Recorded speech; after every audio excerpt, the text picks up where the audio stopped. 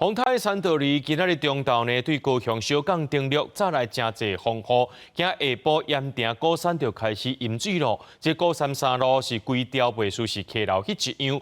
水淹到上悬的时阵，居民讲有到1米血深。有居民讲，顶一届开辟洪泰来淹水的这家具就还未拼了，想袂到今嘛搁再淹咯。若讲到这12级的强风，也甲这自强山路的新光银行大门规片陷落来。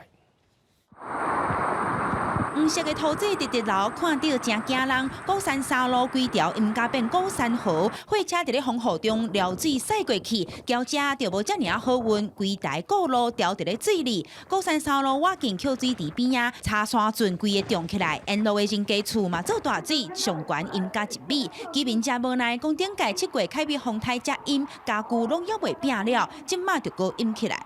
我遐迄阵嘛淹着水，真解无等掉，即届搁淹落去，差不多淹天呀。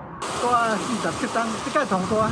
因为三道是洪泰，规个高雄拢是大水河的警戒范围，车公雨落袂停，盐埕区嘛淹30公分遮悬，有民众根本袂赴欢迎。啊，一个啊看着尔，继续伫咧用水固抽水，就希望雨莫搁落啊！有民众提早3天，甲风水门倒起来，才无淹着。差不多到大腿遐，就是无顶摆遮悬啊，但是即摆嘛是有到大腿。 唔拿做大水，平均12级以上的风力，嘛，互高雄自强山路新光银行的大门规大片拢渗倒变形，边仔的门规个拢吹破去。坚定林新四路的路树，乌多摆倒几排，就连电扶梯的铁片嘛拢渗了了，市区的招牌嘛拢平平落来。这届三道鱼升等高雄真严重，但风雨过，市民要准备好好啊整顿。